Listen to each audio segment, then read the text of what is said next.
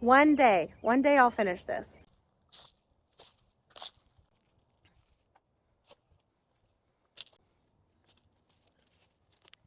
Hello and welcome back to my channel. My name is Michelle and I garden here in Atlanta, Georgia, which is zone 8A. And today I want to tell you all about the project that finally finished. It was a very long time coming.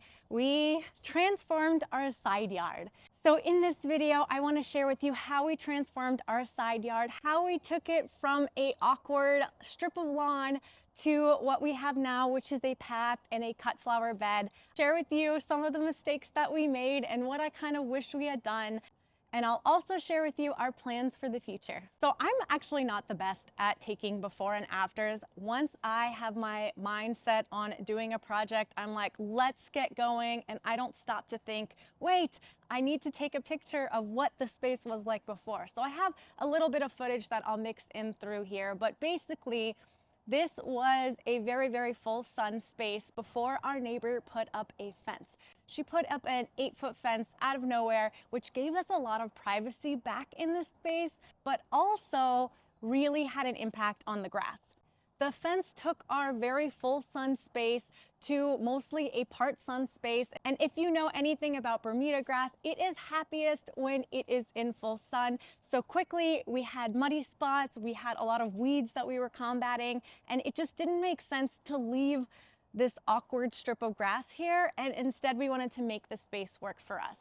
What I really wanted in this space was to have a cut flower garden. We have our veggie garden beds right up front. There's a lot of sun there. And towards the center of this space, there's a fair amount of sun. So I wanted to create a cut flower garden bed so that I could grow all kinds of fun flowers and have space to do that. Another thing we really wanted was to have no lawn here. We did not want to mow a weird strip of grass. We wanted to completely get rid of it. And the last thing that I really wanted was some element of hardscaping. And for me, that meant laying down this path that we have, the flagstone gravel path. We have other gravel paths throughout the garden, so I thought it would be the perfect way to mix in this space with our existing garden spaces. So now that you have an idea of what this space looked like before and our goals for this space, let's talk about the steps that we took to put in this path. But not in March. I think I said in February that I should be done in March, but it's March, and so now I'm saying April, and I might even give myself a grace period into May. First things first, in any DIY project, at least that we try to do, the timeline means nothing. We think we're gonna be done in like a weekend, but oftentimes it ends up taking much longer than just a weekend, so plan your DIY projects accordingly. So step one for us was to determine the shape of the path, and we've used this no-dig edging kit in the past. This is the type of kit where you just kind of nail in the edging with stakes to secure the shape. For me, deciding on the shape and finalizing the shape was kind of the hardest part. I wanted something that had some curves. I wanted to try to make the shape of the pathway as natural as possible, and I also wanted to make sure that the walkway itself was about 3.5 feet wide. That way, 2 people could walk side by side. My garden cart would fit on it, you know, all the practical reasons. This area of our property is pretty level. There's a slight slope down in a few places. And honestly, this was one thing that I wish we did a little bit differently. I wish we took some more time to fully level out the path, or at least add in some steps, because there are places now where the gravel has shifted. We have bare spots or we have overflow spots, and you know, it'll be fine, but I wish we had done it differently. To keep the width of the path uniform, we use something called a story stick, which is just a stick that is cut to the width of the path, and that will keep your path a nice uniform width. Once we finally agreed on the shape of the path, the next step was to bang in the stakes. And I had a lot of helpers, so this step went quickly. This type of edging kit also showed us kind of where our major high spots and low spots were, so we were able to make things a bit more level and smooth out those areas with just a shovel. Like I said before, I wish we did more of this, but you know, there's always some lessons learned with every project that you do. Once the edging kit was secured, it was time to roll out the weed barrier cloth. And this is the only way you'll catch me ever using this stuff, never in a garden bed, only under hardscaping. That is my PSA. The weed barrier cloth was secured with the landscape staples, and once that was all done, we were ready to add back the flagstones and gravel. This part of the project was the most labor intensive, and basically we just did a couple of loads a day until we were done. The last step was sheet mulching the remaining sod and creating the in-ground cut flower beds. I've done a full YouTube video on how to sheet mulch, so I'll link that here. Just to be brief, I use sheet mulching for everything and I've had a lot of luck with it, so that's why I'm using it here too. I decided that this year it would make sense to just sheet mulch everything, and next spring I would dedicate to planting up this area and truly landscaping. The only planting that was done in this area was this in-ground cut flower bed. What I did was pile up some nice, good compost and plant my cut flowers directly into that soil. If you're not sure about the shape of your beds, this is a good way to live with it for a little while, see how you like it before committing and building raised beds. So that was what I did this year. Next year, I'm still not sure if we do these half moons or if I just make a long rectangular bed to mirror the veggie beds that I have up top. So really, in terms of the shape of the cut flower beds, I'm a little bit torn, and I'd love your advice and thoughts. I've got two options, which I kind of laid out before. I can either create a rectangular bed on this side of the path. It would mirror the veggie garden beds that we have up top, and it would dedicate this entire side of the path to growing cut flowers. A rectangular shaped bed is also going to be easier to stake and net so that I have straighter flower stems, and it's going to be easier to build and cheaper to build because it's going to be straightforward. I'll be building it out of pressure treated pine. I've built raised beds with my husband before, so it doesn't take any sort of engineering. Or I can stay with the semicircles on either side. I love curves in the garden and I love the natural look of that, but honestly, I'm not sure if I want to spend the money for that custom look.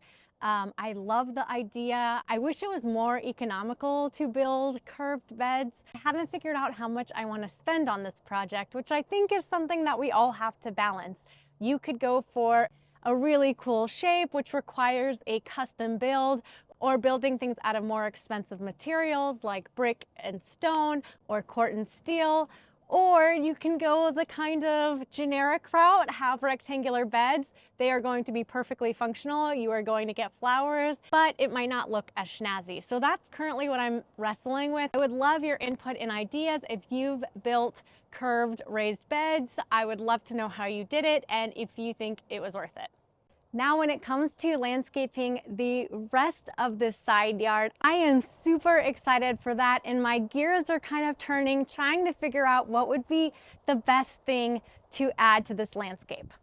My goal is to plant up the majority of this space because, as you've probably experienced, anything that is just mulch and soil is more likely to grow weeds than if you have a bunch of great perennials and shrubs planted.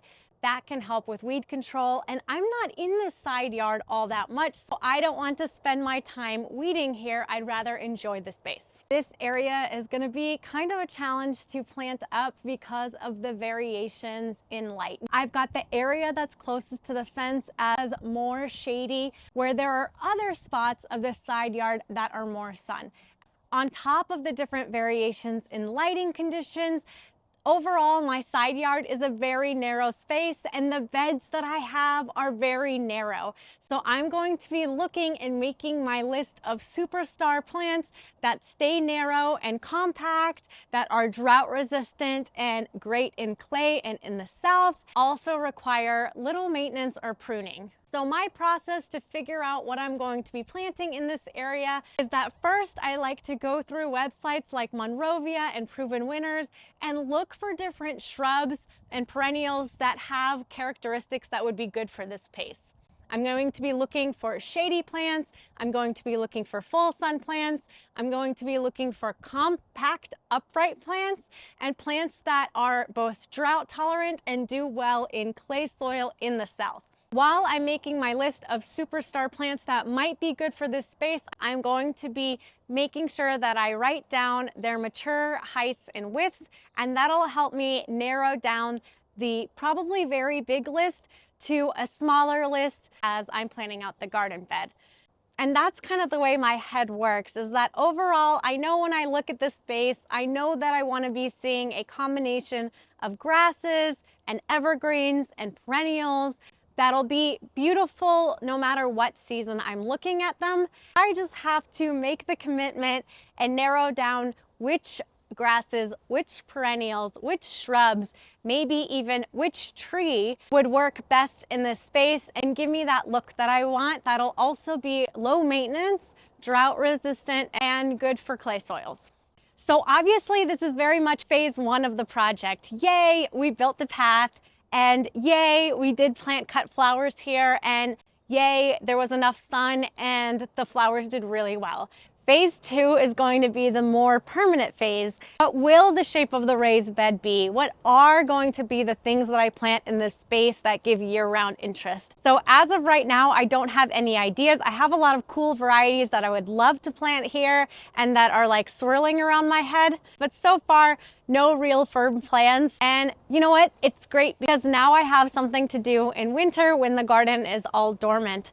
So if you're interested in how I try to plan out a garden bed, which probably isn't the way maybe a landscape designer would plan it out, let me know in the comments and I would be happy to document and share with you what I'm looking at and what I'm thinking about. But otherwise, I have blabbed enough on this topic, and so I want to, of course, thank you for watching my channel and thank you for supporting me here on YouTube, and I will see you in the next video.